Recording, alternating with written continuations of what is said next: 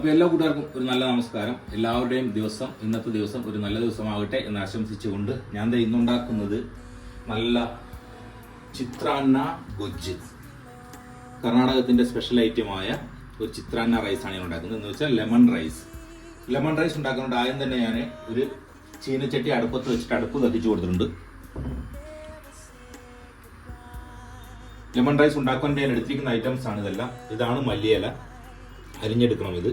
പിന്നെ കുറച്ച് കപ്പലണ്ടി എടുത്തിട്ടുണ്ട്. പിന്നെ സവാള, കറിവേപ്പില, പച്ചമുളക്, വെളുത്തുള്ളി, ഒരു നാരങ്ങയുടെ 2 പീസ്. ഓക്കെ, ഇത്രയുമാണ് ലെമൺ റൈസ് ഉണ്ടാക്കുവാൻ വേണ്ടത്. ലെമൺ റൈസ് അല്ലെങ്കിൽ ചിത്രാന്ന ഗൊജ്ജ് ഉണ്ടാക്കുവാൻ വേണ്ടത്. അപ്പോൾ ഇവിടെ ചീനച്ചട്ടി ചൂടായിട്ടുണ്ട്. ഞാൻ അതിലേക്ക് ഒരു 2-3 സ്പൂൺ ഞാൻ എണ്ണ ഒഴിച്ചു കൊടുക്കുകയാണ് കേട്ടോ.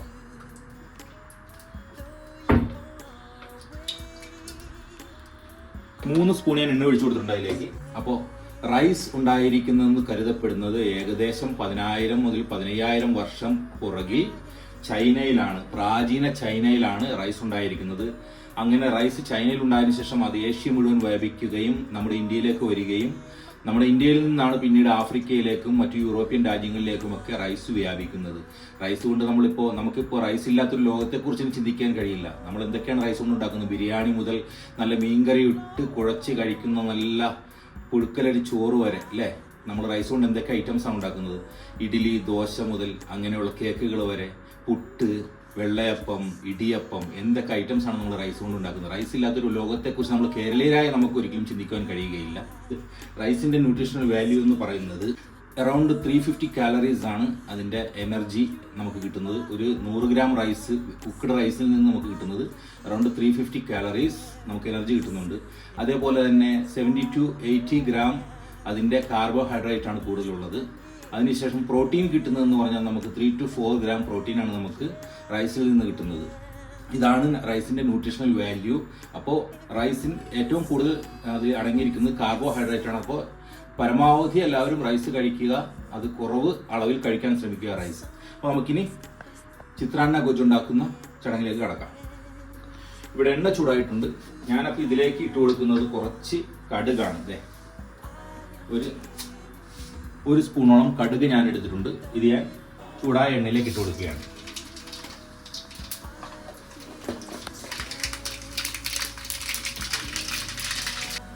കടുക് പൊട്ടിയതിനു ശേഷം ഞാൻ ഇട്ട് കൊടുക്കുന്നത് കപ്പലണ്ടി. കപ്പലണ്ടിയാണ്. ഒരു പിടിയോളം കപ്പലണ്ടിയാണ് ഞാൻ എടുത്തിരിക്കുന്നത്. അത് ഞാൻ ഇട്ട് കൊടുത്തിട്ടുണ്ട്.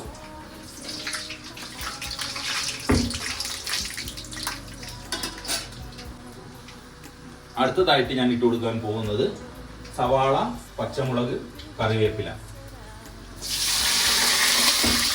അതിനോടൊപ്പം തന്നെ ഞാൻ കുറച്ച് വെളുത്തുള്ളിയും ഇട്ട് കൊടുക്കുന്നുണ്ട്. അരിഞ്ഞു വെച്ചിരിക്കുന്ന വെളുത്തുള്ളിയാണത്. ഞാൻ കുറച്ച് അതും കൂടെ ചേർത്ത് കൊടുക്കുന്നുണ്ട്.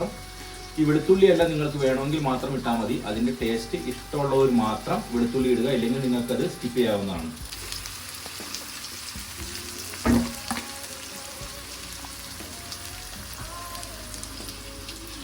സവാള ഒന്ന് വേകുവാനുള്ള കുറച്ച് ഉപ്പ് ഞാൻ ചേർത്ത് കൊടുക്കുന്നുണ്ട് അതിലേക്ക്.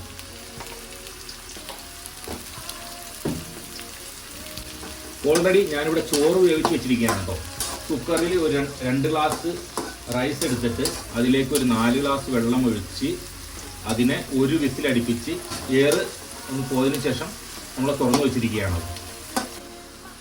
അപ്പോൾ സവാളയെല്ലാം ഒന്ന് വാടിയിട്ടുണ്ട്. അതിലേക്ക് ഞാൻ ഒരു 3/4 സ്പൂണോളം മഞ്ഞൾപ്പൊടി ചേർത്ത് കൊടുക്കുകയാണ്.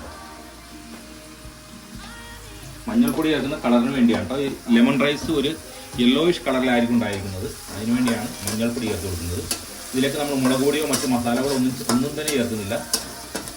അപ്പം നമ്മുടെ സവാളയും പച്ചമുളകും കടലയും കപ്പലണ്ടിയും വെളുത്തുള്ളിയും കറിവേപ്പിലയും എല്ലാം ഒന്ന് വെന്ത് വന്നിട്ടുണ്ട്. ഈ സമയത്ത് നമുക്ക് തീ ഓഫ് ചെയ്ത് വെച്ചേക്കാം.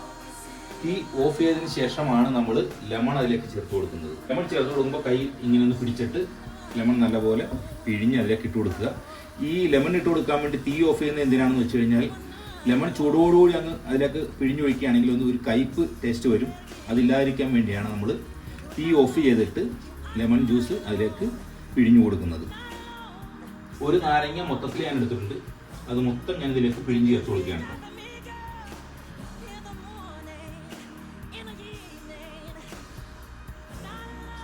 ബ്രേക്ക്ഫാസ്റ്റിനൊക്കെ പെട്ടെന്ന് ഉണ്ടാക്കിയെടുക്കുവാൻ പറ്റുന്ന ഒരു ഐറ്റമാണ് ഈ ലെമൺ റൈസ് എന്നുള്ളത്. എല്ലാവരും അപ്പോൾ വീടുകളിൽ ഒന്ന് ഉണ്ടാക്കി ട്രൈ ചെയ്യുക. ഒരു ചട്നിയോ അല്ലെങ്കിൽ ഒരു അച്ചാറോ ഒരു സാമ്പാർ എന്തെങ്കിലുമൊക്കെ ഉണ്ടെങ്കിൽ ഈസി ആയിട്ട് കഴിക്കാം. അതൊന്നുമില്ലെങ്കിലും ഇത് വെറുതെ കഴിക്കുവാൻ നല്ല രുചികരമായ ഒരു ഭക്ഷണമാണ് ലെമൺ റൈസ് അല്ലെങ്കിൽ ചിത്രാന്ന.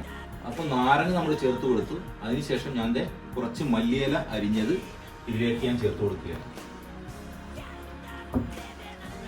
എന്നിട്ട് നല്ലപോലെ ഇളക്കി കൊടുക്കുന്നു. ലെമൺ റൈസ് ഉണ്ടാക്കുവാനുള്ള മിക്സ് റെഡി ആയിട്ടുണ്ട്.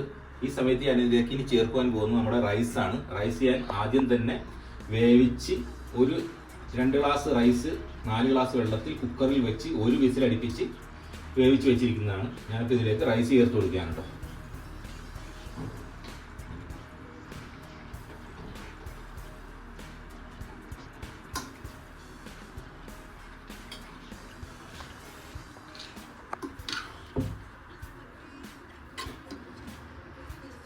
ഉപ്പ് ഞാൻ ചോറ് വെച്ചപ്പോൾ ഉപ്പ് ഞാൻ ചേർത്തിട്ടുണ്ട്. ഇപ്പോൾ നമ്മൾ സവാള വേവിച്ചപ്പോഴും ഉപ്പ് ഞാൻ ചേർത്തിട്ടുണ്ട്.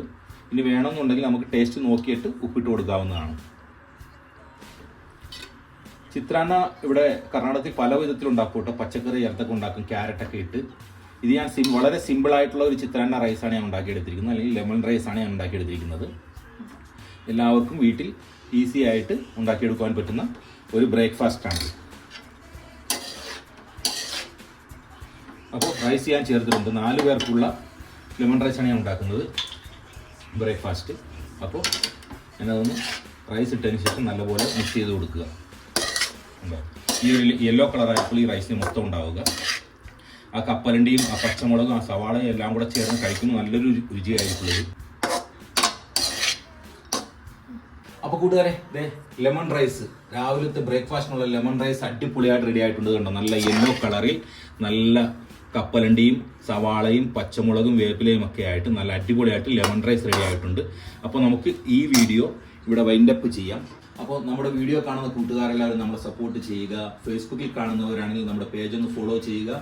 യൂട്യൂബിൽ കാണുന്നവരാണെങ്കിൽ അങ്ങനെ നമ്മുടെ വീഡിയോ ഒന്ന് സബ്സ്ക്രൈബ് ചെയ്യുക. നമ്മുടെ ചാനൽ ഒന്ന് സബ്സ്ക്രൈബ് ചെയ്ത് നമ്മുടെ വീഡിയോയ്ക്ക് ലൈക്കും ഷെയറും കമൻറ്റും ഒക്കെ ചെയ്യുക. നമ്മുടെ വീഡിയോ ഷെയർ ചെയ്ത് നിങ്ങളുടെ കൂട്ടുകാരിലേക്ക് എത്തിക്കുക. അടുത്തൊരു അടിപൊളി വീഡിയോയിൽ കാണുന്നത് വരെ എല്ലാ കൂട്ടുകാർക്കും ഗുഡ് ബൈ.